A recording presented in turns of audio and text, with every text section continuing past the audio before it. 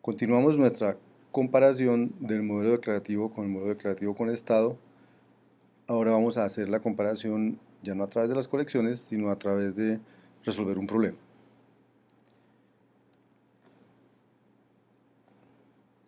Entonces el problema que vamos a resolver es el de calcular la clausura transitiva de un grafo.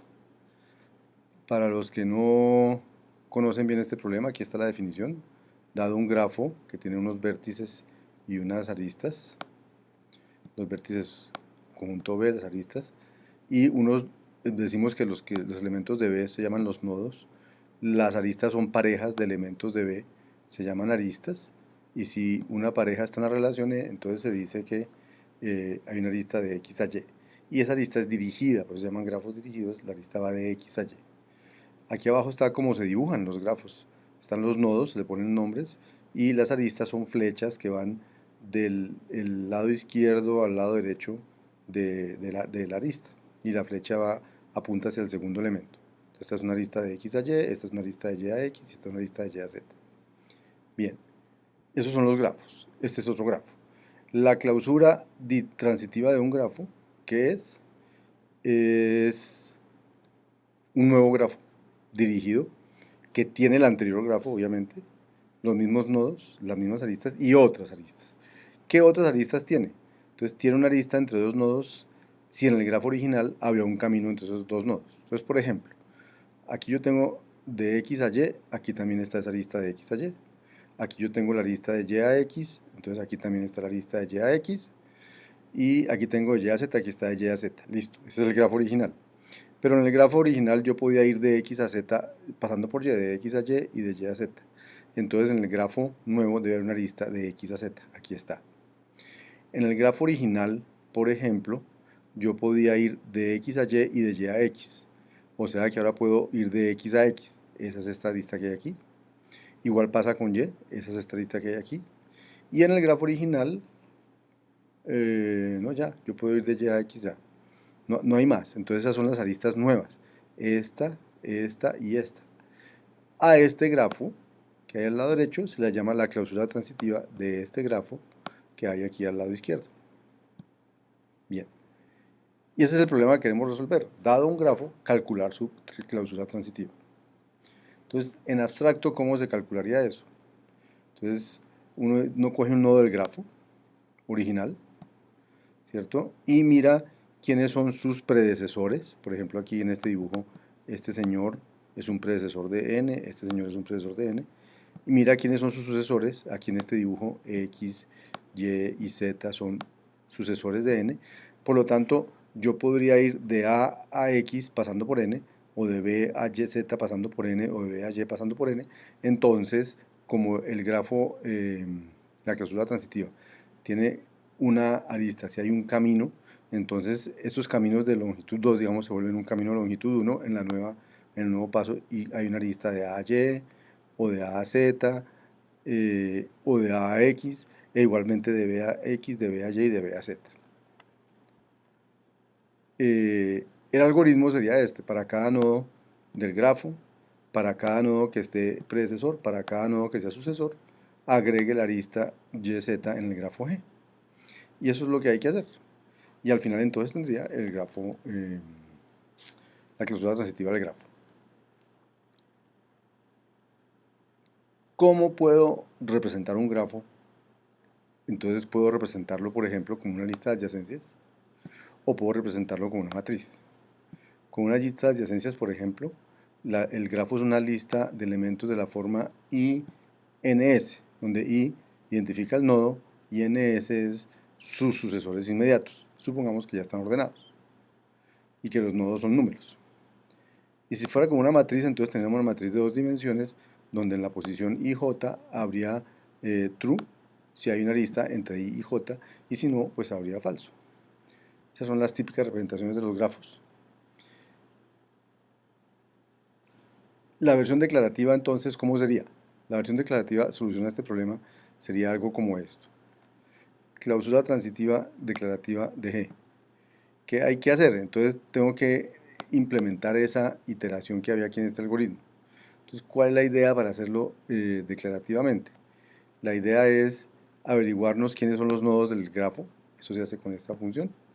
Y luego iterar, acuérdense que las iteraciones las hacíamos con iteradores, como por ejemplo for R o for L.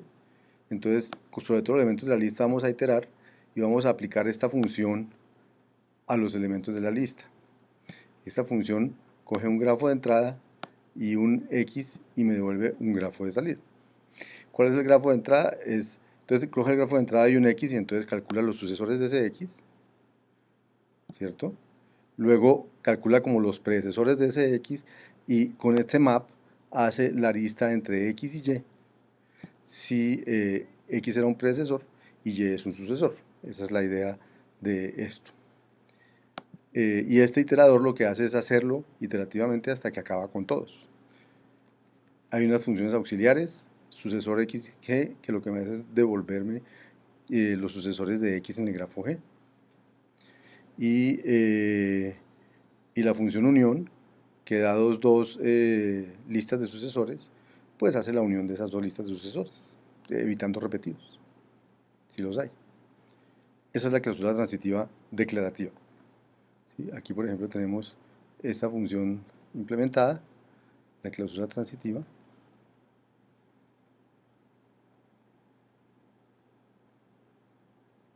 Y la podemos ver aquí corriendo, suponiendo que el grafo es este que está aquí, que dice que el nodo 1 tiene un sucesor, el 2 un sucesor, el 3 un sucesor, el 4 un sucesor, el 5 un sucesor y el 6 un sucesor, que es el 2. Y entonces vamos a ver cuál es el resultado de aplicar la cláusula transitiva.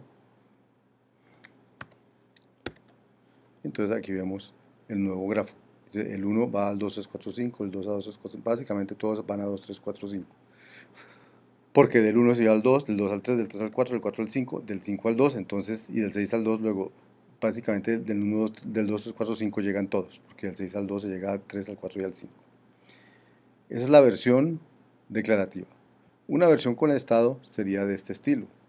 La cláusula transitiva con estado coge el grafo matriz, que es el grafo de entrada, entonces se averigua el primero de la matriz, el primer índice de la matriz, el último índice de la matriz, y empieza para cada entre el menor y el mayor, entre 1 y n si quieren, y para i entre L y H, entonces pregunte si hay una lista de i acá, y si hay una lista de i acá, entonces para cada j, ponga que entre i y j hay, o sea, aquí lo que dice es, tengo k, y tengo que hay una lista de i acá, y yo sé que hay una lista de K a J, entonces tiene que haber una lista de I a J. I es un predecesor, J es un sucesor.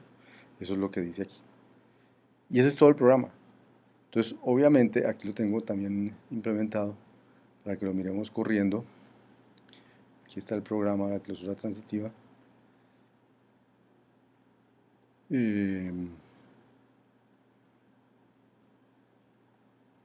Aquí se especifica el grafo.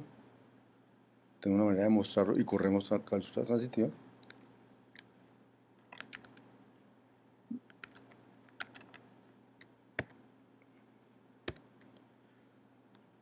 Y entonces aquí está mostrando la matriz como quedó básicamente definida de la cláusula transitiva. Obviamente del 6 al 2, al 3, al 4 y al 5, del 5 al 2, al 3, al 4 y al 5, o sea, así como estaba antes la respuesta del otro, está la respuesta de este, es el mismo grafo, pero las representaciones eran diferentes. Comparemos las dos soluciones entonces. En ambos modelos, en el declarativo y en el modelo con estado, se puede implementar la cláusula transitiva. ¿Sí? A uno le puede parecer un poco más truculento cómo hicimos la cláusula transitiva en el declarativo, pero es un poco por el dominio de lo que son las iteraciones en el modelo declarativo. Si uno domina las iteraciones, pues hacer un for L o un iterador no es una cosa complicada ni que de otro mundo. Escoger la representación sí va a ser muy importante y eso va a ser muy dependiente del modelo de computación. Por eso para el declarativo escogimos listas de adyacencia, mientras que para la solución con estado escogimos las matrices. Los programas declarativos tienden a ser menos legibles que los programas con estado, como lo pudieron ver. Tienen más texto, más léxico. Los programas con estado tienden a ser más monolíticos que los programas declarativos. De hecho, hacer concurrente un programa declarativo es muy fácil, como ya lo vimos con la concurrencia declarativa. Hacer concurrente un programa con estado sí ya no es tan sencillo. Es más fácil paralelizar un programa declarativo que para realizar un programa con estado.